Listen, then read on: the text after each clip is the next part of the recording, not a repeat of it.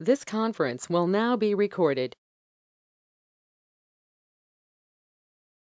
Nation. Liberty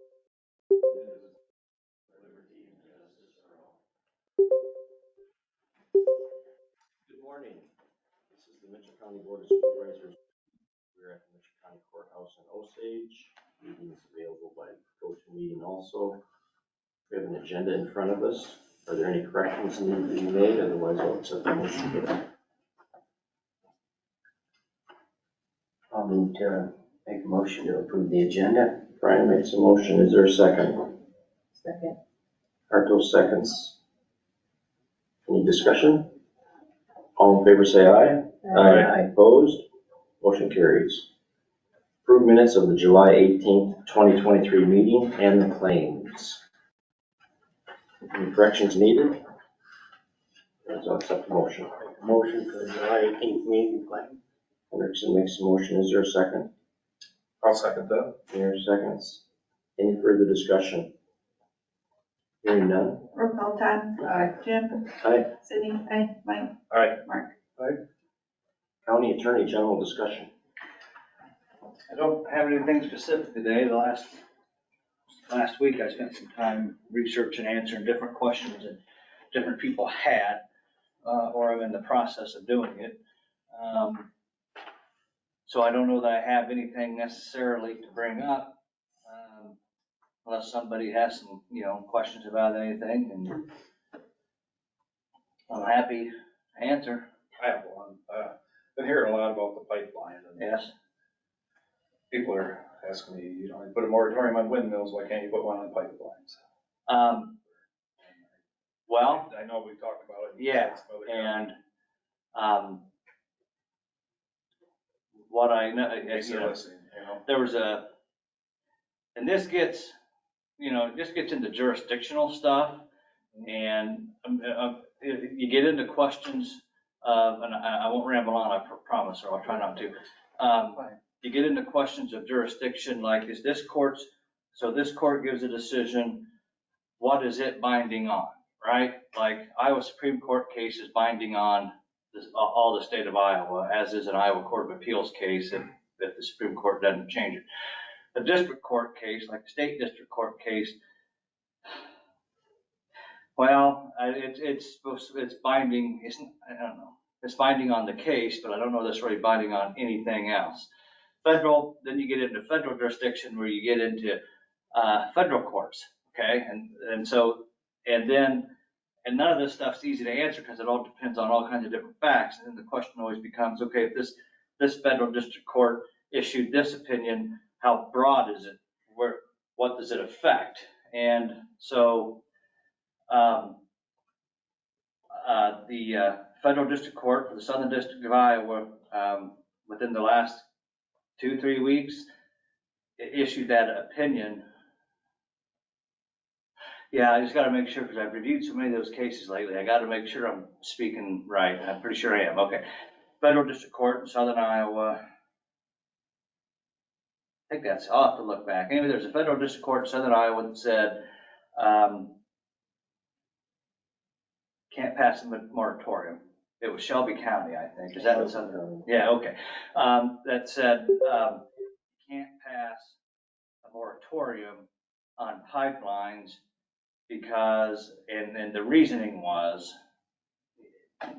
whether I agree with it or not, or anybody does, the reasoning of that judge was, okay, the code, the Iowa code, that 479B, I think it is, puts into place this statutory scheme for these, informational meetings, for surveyors having the right to go on land, and all these other things.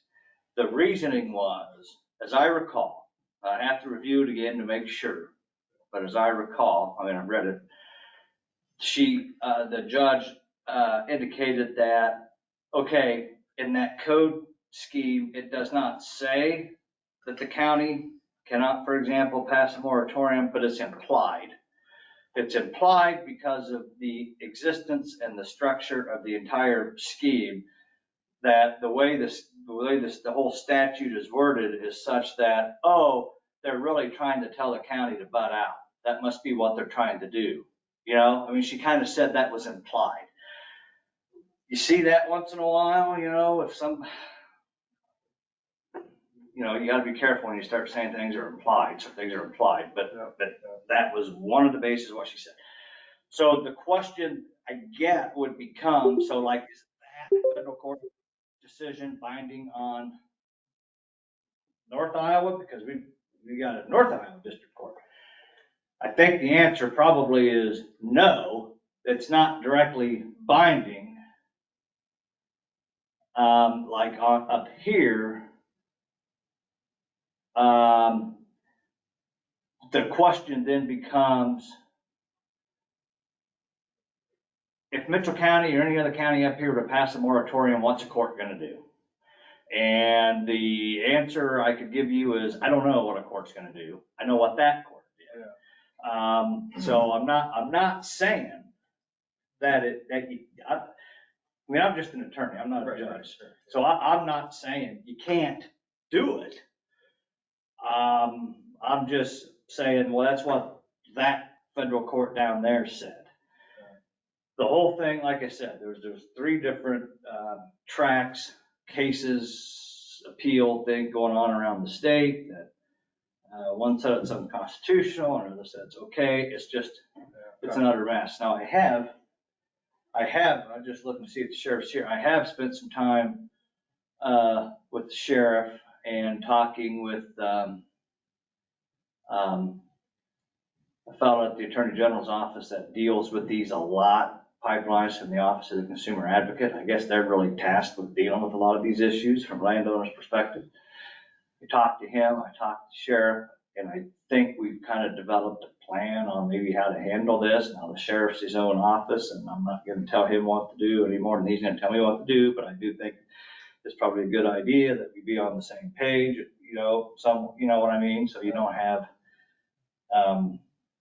you know, him saying one thing, me saying something else, and somebody else saying something else.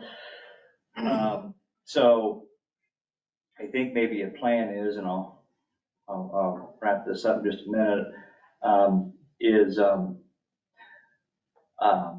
when I get somebody who's supposed to give me more contact information for somebody that's going to be in the field, or that can at least reach people that are going to be in the field immediately, I maybe think it's a good idea for if to the extent we know about it. I mean, it may be there's no problem and no landowner says anything, in which case there's no issue, and I don't even know they're there. But assuming that, you know, a landowner is against this and they notify law enforcement or me or whoever, because they'll get that notice, see, they'll get that 10-day notice, you know. So if somebody were to notify me, or if the sheriff were to notify me, okay, they got this notice, what are they supposed to do? They don't want them on there. I'm probably gonna notify whoever's kind of directly in charge of those surveys to say, okay, here's the deal. Maybe you guys ought to consider not coming for the time being. And maybe you should proceed through the other legal avenues to get court orders to enter the land, which there is a process to do that, okay? So I don't know that there's gonna be, I don't know how all this is gonna shake out, but if it were to, it could end up being that, you know, the courts say that this is okay. And if a court gives a court order to a landowner that says you gotta let them on, well, at that point, I guess it depends. I think I'm mostly a law and order guy, but you know, I guess civil disobedience, I don't know, I'm not encouraging anybody to violate a court order, I would not. So that's what I'm saying, if it gets to that point where you get a court order, you better follow it. But I can at least try to maybe persuade, and maybe the sheriff can too, to try and persuade the surveyors to maybe go that route. From what I understand, I think in other counties, that's kind of what they've been doing. I don't necessarily just come up with these ideas off the top of my head, you know, because I don't know whether I know enough to develop an original plan on something like this. I mean, I'm not an idiot, but I kind of like to know what other people are doing. Right. And what I gather is this is kind of the approach other places are taking, saying you better just maybe get a court order first to stay off there. I think that the pipeline company, for the most part, has kind of been doing that. We like, I don't think it started off that way there. You know, so. Okay, yeah, I know they just said, their argument was like, okay, pipelines, windmills, they're both got regulations through the state. You Yeah. put a moratorium on one, but not the other. Well, And why? I And you kind of answered that the statute, so. I think that's what that judge was. It's a different statute for. I think that's what that windmills judge than was for saying, pipe- that this statute is for this is and this is different for that. than this, That was the issue. and I can't always say that decisions make complete sense, Right, Sometimes, exactly. I'm not saying this one doesn't, but sometimes I'm just saying, well, I think that's the distinction that the courts make. Whether it's a good one, not really for me to say, but This I group think, was just wondering why. well, I think that's the answer, and I'm happy to answer questions best I can, but there's gonna be a lot of answers I don't have, and I don't necessarily think anybody else is gonna have. I took some notes here, I'll pass on to concerned people, so. Yeah. Any other questions for the attorney? We are good. All right, thank you. Thank you. Thank you. Sheriff update. Sheriff is not here at the moment. We'll move on to department head discussion. Is there any department head discussion? I just have something really quick. The Iowa Economic Development Authority Board approved the financial assistance for the A to Z expansion. And so just as you probably recall in that resolution that you guys passed a couple weeks ago, the local incentive was subject to state approval, so that part has been met. Okay. Got a couple things. I spoke last week in regards to the smoke dampeners in the jail. And I didn't have a count at that time. I thought it maybe was a half a dozen. Well, it's actually, there's 11 ceiling cassettes and 2 cell block smoke dampeners. So they call these ITCs, instruction to contractor. He sent those to the contractor, and then the contractor will submit a price as far as what he thinks it will cost to do that work. So there's an ITC sent for the smoke dampener thing that the fire marshal was requiring. And then there's another ITC that was sent out for the sump pump warning system that is being proposed. And then Northland Securities, I contacted her and so I was going to bring it to you guys. It does Wednesday, August 9th at 11 o'clock. Does that work? I mean, with her.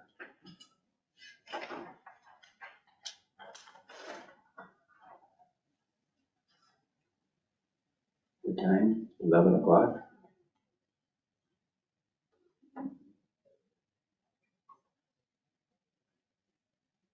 Is that for you also, Rachel?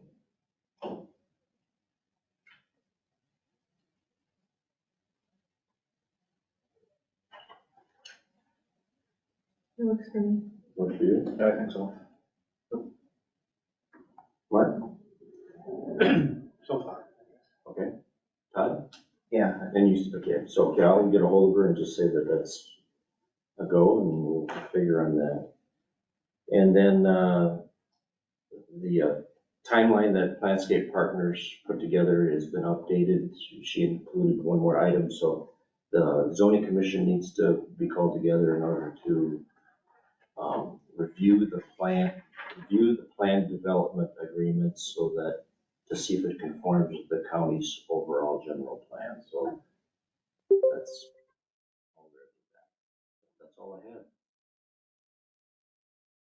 Okay. No more department discussion. Discussion. Do you know how long the security one will take? She's saying security, like an hour, 2 hours? The security one? Or Northland Securities? Yeah. She figured on an hour. Okay. Yeah. She was hoping to talk to us for about an hour. Thank you. Discussion and possible action on ISAC IT assessment. So, ISAC, and I spoke about this a little bit at another meeting. And you you guys get the information on that? Okay.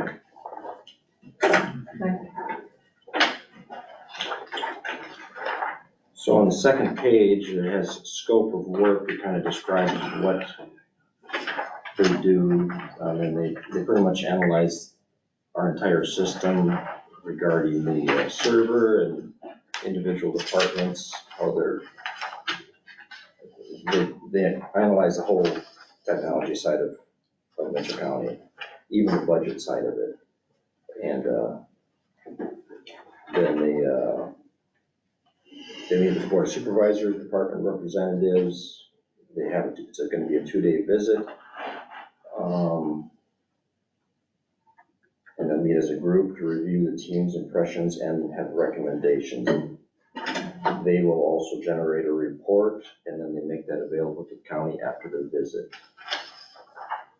So is this something the board would be interested in? And the fee is $3,000 to do this. Is this something the board would like to do? And this comes out of the IT budget. That is the question. What, I guess I'm not sure where we would get the funds to do that. I think you'd have room there, or the, consultant fees line of the 99. So, okay. I didn't look into as far as how we were gonna actually pay for that, but. Either motion, fine. Okay. Do you have a date for them coming? He was proposing August 16th and 17th. That's what he was looking at.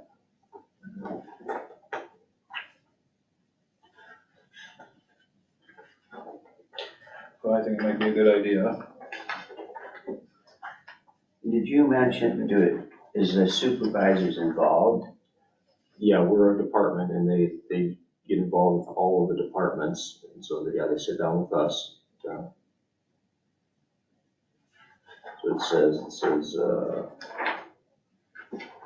the ICIT team members, that is the ISAC IT, will meet with the board of supervisors and department representatives throughout the 2 days of the visit. On the second day, the ICIT team members and Mitchell County department heads and board members will meet as a group to review the team's impressions and recommendations.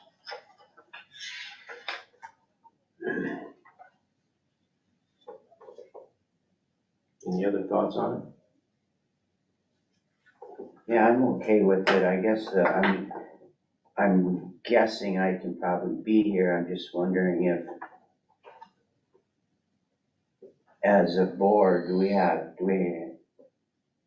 to say at 3:00 on the 17th, that's when they'll get with us, or how? I don't wanna have a call that day and say, because I'm not sure.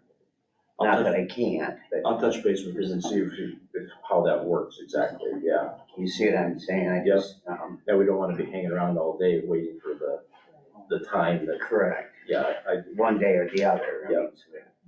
I would like to know a little more specific on that, but. I will be at State Fair. I'll be gone, so I can call in if necessary, but. So I'll find out about that and see what he has to say as far as that goes. I'll make a motion to have the ISAC's IT assessment done. Martel makes a motion, is there a second? I'll second it. Any further discussion? Jim, Aaron and I were just talking that if you guys make it a public meeting, we might have to go to closed session because it would be IT and security. Oh, So if you're all here, you could make it a public meeting, but then we'd have to probably go to closed session. He's gonna check on that. okay. Because some of the findings might be sensitive. Yeah, I would assume, like, if you, it Yeah. would be perfectly reasonable to have all of you having a discussion with them. I mean, that would be perfectly ideal, probably reasonable. I would just have to treat it kind of like a meeting, right? Like post it and stuff. I'll check and make sure I can't remember what all the exceptions are, but, you know, if this isn't an exception, what would be, you know, to go into closed session? Because I can't imagine talking about security stuff in an open session. Yeah, I'm gonna send him an email in regards to what Todd said, and then I'll also ask him about that. They've done this to 37 other counties, Right. so Not there the is, first time. and I don't know if they're gonna talk about sensitive information, or maybe at that particular Yeah. point, it's closed. So and then the let me rest know, of and then, like I said, maybe they've got a process and they're like, Murphy, we're way ahead of you, you know, we're not, there you go. I'll include you in that. I'm happy, because I'm, like I said, they're probably experts in the process. Okay. Thank you for that, yes. Any other discussion? Hearing none. Roll call, Mark, Aye. Mike, Aye. Sydney, Jim, Aye. Todd. Aye. Motion carries. Discussion and possible action on tax abatement. Shannon? Do you have that form? Yes, I do. Yeah, I'll have the form. I attached the wrong form. What I'm asking is the Powerhouse has its own triangular trailer court, they've sold it. And there is was an abandoned trailer. So taxes were not paid for fiscal year 21, 22, or 23. The total, it's actually the tax certificate point that the county has a tax certificate on it, but there's nothing to have a tax certificate on because they junked the trailer. So I'm asking you to abate the 471 tax certificate. The attached form is I deleted this year's receipt because the trailer doesn't exist anymore, so we can't collect taxes on it. So I'm just requesting that we abate it so that we can get it off the tax rolls because it does not exist and it is junked. Who's Power LLC? Powerhouse LLC, Kittleson. Red Ain't he can. liable for it if it's his property? or What? not? Ain't he liable for it if it's on his property or not? But it was abandoned. It was just, a person had bought it, never put it in their name, and they own the trailer court, and now it's destroyed. So there's nothing to collect taxes on. There was no one paying taxes at the time because the person did not put it in their name. They had left the county. So he could be liable for it, but technically, we have a tax certificate. The county theoretically owns it. So he's disposing of it. Any questions for the treasurer? I'll accept the motion to approve did I just say number 339 or just, Yeah, abatement 339. yeah, I'll accept the motion to approve the tax abatement order 339. I'll move to make that motion. Brian makes a motion. Is there a second? I'll second that. Henderson seconds. Any further discussion? I just have because I've been contacted, it's funny, this comes today, the end of last week and this weekend, that somebody bought that trailer park and sounds like pretty passionate about getting it back to a better trailer park. And so I happened to drive through there and wow, it's a mess.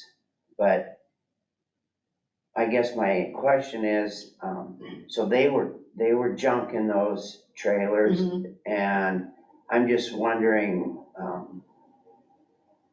there's some finances there that he will be getting, I suppose, you know, the iron and stuff, but that really wouldn't be this guy's option. I mean, he shouldn't have to pay those taxes, right? The new guy that's. No, because he doesn't own it. It was all incurred under Powerhouse and the previous person that Right. abandoned the Okay. trailer. So, yeah, Powerhouse, it's never gone into his name. Powerhouse was looking for the person they signed a title over to because they don't have a title. Then they asked for a duplicate title and now they've junked it because it's an old decrepit. I guess it had like a lot of cats and was infested. Yeah. So yeah, he has never owned it. He is helping to dispose of it. Okay. But as far as, I advised him not to put in his name because it didn't exist. It was junk and the taxes were connected to Powerhouse. So Powerhouse has to I'm requesting on their behalf the abatement because there's been no revenue from it. It was just a junked trailer. And he is working hard on cleaning it up and there's been a lot of sales of trailers and he's got a lot of new renters coming in. So hopefully it'll turn it around. He's got some good plans, but he's gotta talk to the city about that, because it's under them, so, for Yeah, their zoning and stuff, so. okay. Any other questions? Okay, hearing none. Roll call, Jim, Aye. Sydney, Mike, Aye. Mark, Aye. Todd. Aye. Thank you. You bet. Well, one more step of getting everything cleaned up. Go. Approve agreements to give contributions. We did this last week. I'll read the first resolution and then just summarize the other two. So this is a resolution number 1183-23. This contribution agreement made between the Mitchell County Board of Supervisors and Mitchell Soil and Water Conservation District is effective as of July 25th, 2023. Whereas Mitchell Soil and Water Conservation District has requested $9,000 in funding from the Mitchell County Board of Supervisors. This funding request will be used for water sampling.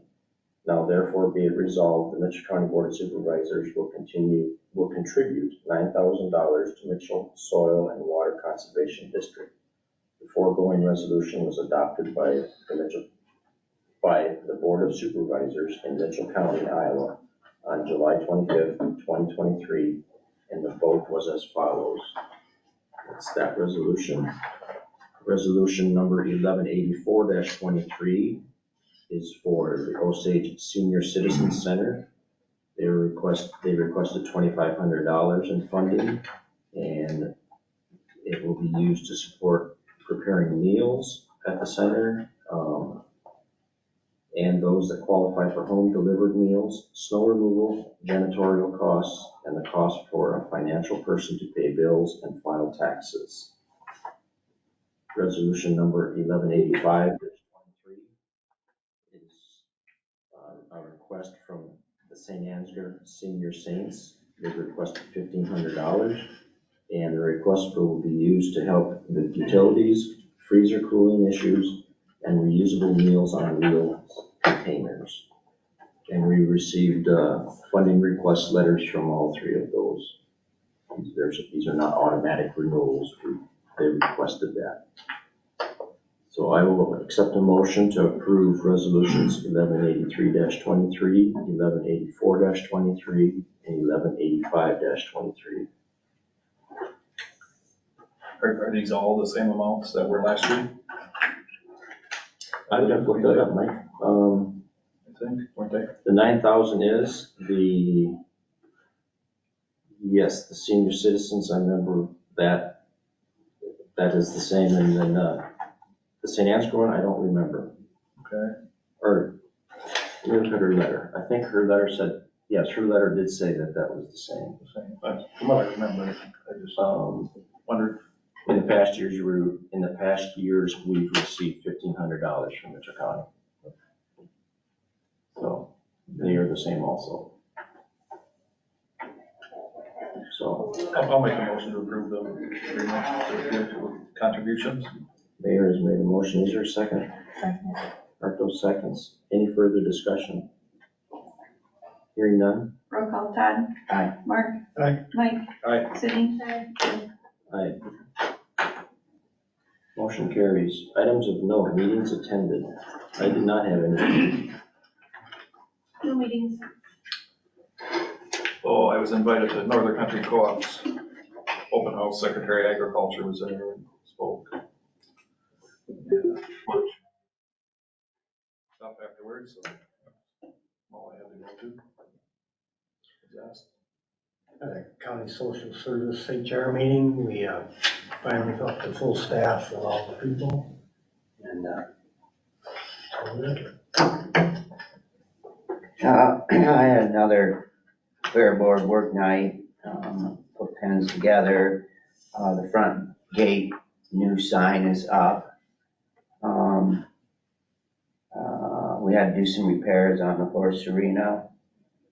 I also had a MCEDC meeting, had the director's report and Tracy's report, talked on some child care enhancement program. That's kind of just an ongoing thing that we've been trying to work out. And also home-based Iowa program. We decided that, is it Highway 9 by Riceville? There was supposed to be a sign there. Riceville's looking into, see if they can find it around. If not, we'd like a sign put up there. Then all four corners basically of Mitchell County are covered. And then I went to, Rob Sands was in town for a town hall meeting. Very interesting. Talked about public-private schools, local option sales tax moving to Des Moines, and which that bill didn't pass, but he's concerned why they would want the money down there, you know, versus. Being the local option sales tax? Yeah. And he said he's gonna look into that.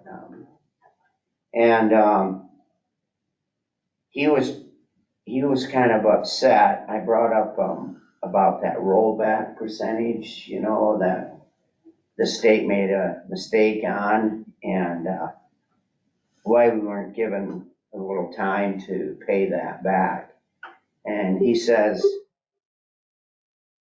with the millions and millions of reserve, he should have gave everybody 5 years to pay it back. You know, I mean, that would have only been right instead of all the auditors, you know, running and scratching and trying to get numbers put together. And so it was a good meeting. I enjoyed visiting with him. So, and that was it. Probably isn't a real difficult thing to try to figure out why Des Moines wanted the local option sales tax down there. And you know what his answer was? But Taking local government right out of the picture. There you go. I mean, Exactly. he just that fast. Yeah, there's a reason why they want the money. Anyway, clerk of court report for June in the amount of $2,018.62. That is a so noted item.